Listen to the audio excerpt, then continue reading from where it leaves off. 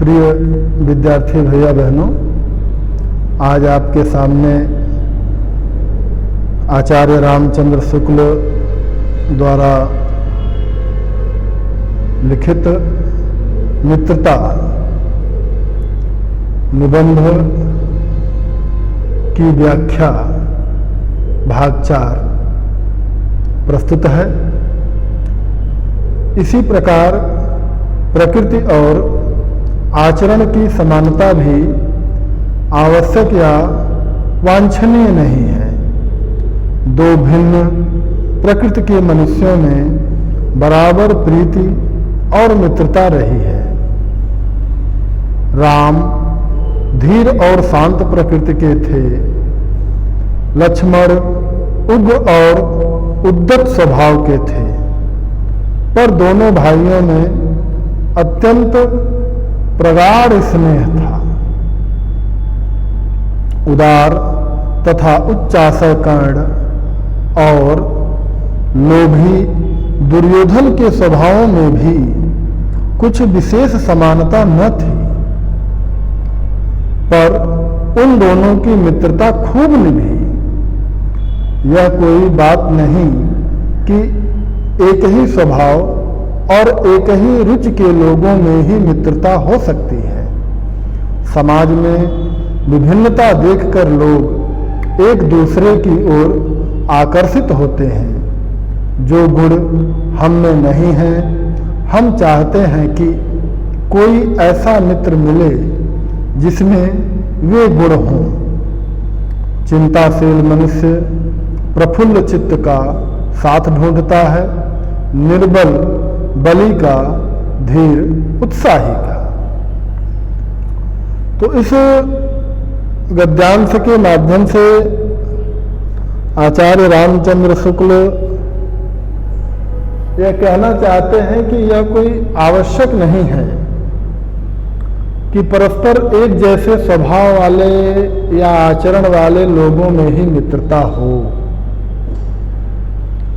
वह कह रहे हैं कि इसी प्रकार प्रकृति और आचरण की समानता, प्रकृति मतलब आदत, स्वभाव, आचरण की समानता भी आवश्यक या वांछनीय। वांछनीय का तात्पर्य अपेक्षित या यूं कह लें कि जरूरी नहीं है कि मित्र बनाने के लिए या कोई एक दूसरे का मित्र हो जाता है तो यह कोई आवश्यक नहीं है कि उसकी प्रकृति यानी उसकी आदत, उसका स्वभाव, उसका आचरण एक जैसा हो। यह वांछनीय नहीं है, यह आवश्यक नहीं है, जरूरी नहीं है। दो भिन्न प्रकृति के मनुष्यों में बराबर प्रीति और मित्रता रही है। अक्सर ऐसा भी देखा गया है कि दो भिन्न प्रकृति के यानी जो अलग अलग स्वभाव के मनुष्यों में भी बराबर प्रीति यानी हमेशा प्रेम और मित्रता बनी रही है। उदाहरण देते हुए वह कहते हैं कि राम धीर और शांत प्रकृति के थे, लक्ष्मण उग्र और उद्यत स्वभाव के थे, पर दोनों भाइयों में अत्यंत प्रगाढ़ स्नेह था।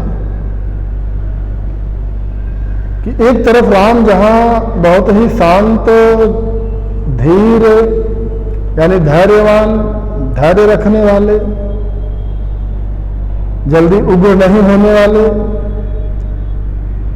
इस प्रकृति यानी इस प्रकार के स्वभाव के थे, तो वही लक्ष्मण उग्र और उद्यत, उदंडता जिसके अंदर भरी है, तुरंत किसी बात को उत्तेजित हो जाना,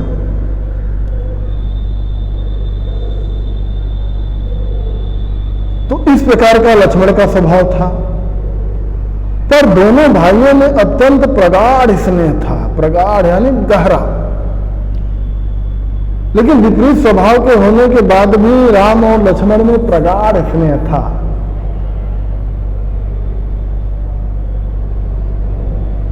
उदार तथा उच्च आशय कर्ण, उदार स्वभाव और उच्च आशय वाला, अर्थात अच्छे ऊंचे आचरण वाला या विचार वाला कर्ण और लोभी दुर्योधन, और एक तरफ लोभी प्रकृति का यानी लालची प्रकृति का दुर्योधन, तो उनके स्वभाव में भी कुछ विशेष समानता नहीं थी। कर्ण अच्छे आदर्शों पर चलने वाला, उच्च आदर्शों का पालन करने वाला, दान करने वाला था, और वहीं दूसरी तरफ दुर्योधन जो है वो दूसरे के राज्य को हड़पने की इच्छा रखने वाला लालची प्रकृति का था। लेकिन इतना विपरीत स्वभाव होने के बाद भी दोनों की मित्रता खूब निभी,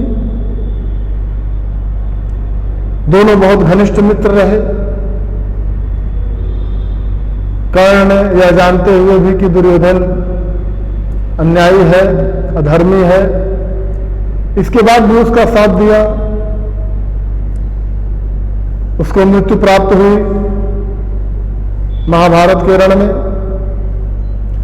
तो यह कोई बात नहीं कि एक ही स्वभाव और रुचि के लोगों में ही मित्रता हो सकती है। तो ऐसी कोई बात नहीं है कि एक ही स्वभाव और एक ही रुचि यानी एक ही पसंद के लोग हों, एक ही प्रकार के स्वभाव वाले आदत वाले लोग हों तो उन्हीं में मित्रता होगी। समाज में विभिन्नता देखकर लोग एक दूसरे की ओर आकर्षित होते हैं। तो समाज में ऐसा भी हमको देखने को मिलता है कि दूसरे के अंदर अपने से भिन्न स्वभाव देखकर भी आकर्षित होते हैं। जो गुण हममें नहीं है, हम चाहते हैं कि कोई ऐसा मिले जिसमें वे गुण हों। तो ऐसा क्यों होता है कि हम अपने से विभिन्न प्रकृति वाले व्यक्ति के साथ भी मित्रता रखना चाहते हैं? तो उसके कारण को स्पष्ट करते हुए रामचंद्र शुक्ल जी कहते हैं कि इसके पीछे कारण यही कि जो गुण हममें नहीं है तो हम चाहते हैं कि कोई ऐसा मिले जिसमें वे गुण हो। तो हमारी यह इच्छा रहती है कि जिसके अंदर वह गुण हो ऐसा व्यक्ति हमको मिल जाए। इस कारण से हम उससे मित्रता करना चाहते हैं। चिंताशील मनुष्य प्रफुल्ल चित्त का साथ ढूंढता है। जैसे कोई ऐसा व्यक्ति है जो हमेशा चिंता में डूबा रहता है, तो वह कैसे मनुष्य का साथ ढूंढता है? प्रफुल्ल चित्त यानी प्रसन्न चित्त व्यक्ति का साथ ढूंढता है।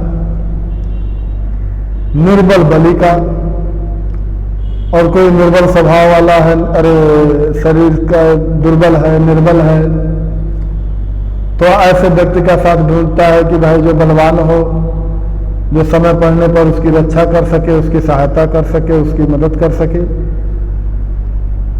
उसी प्रकार धीर जो है उत्साही का, उसी प्रकार जो धैर्यवान व्यक्ति है, धीरज रखने वाला है, वह जो है उत्साही व्यक्ति का साथ ढूंढता है। तो इस बात को उन्होंने स्पष्ट किया कि यह कोई आवश्यक नहीं है कि आपस में जिनकी मित्रता है उनका स्वभाव भी एक जैसा ही हो। चलिए थोड़ा प्रश्नों को देख लीजिए। पहला प्रश्न, गद्यांश के पाठ और लेखक का नाम लिखिए। दूसरा प्रश्न आपका बनता है रेखांकित अंश की व्याख्या कीजिए। तो इसमें से कहीं से भी कुछ भी रेखांकित हो सकता है। अगला प्रश्न है, किन किन लोगों में भिन्न भिन्न प्रकृति के होने पर भी बराबर प्रीति और मित्रता रही है? इसको आप इस गद्यांश में देख ही रहे हैं, पढ़ करके उसको समझ सकते हैं। अगला और अंतिम प्रश्न है, व्यक्ति अपने से भिन्न गुण वाले व्यक्ति का साथ क्यों ढूंढता है? तो ये प्रश्न है, इनके उत्तर आपको गद्यांश को पढ़कर उसको ठीक से समझकर देना है। आज के लिए इतना ही, धन्यवाद।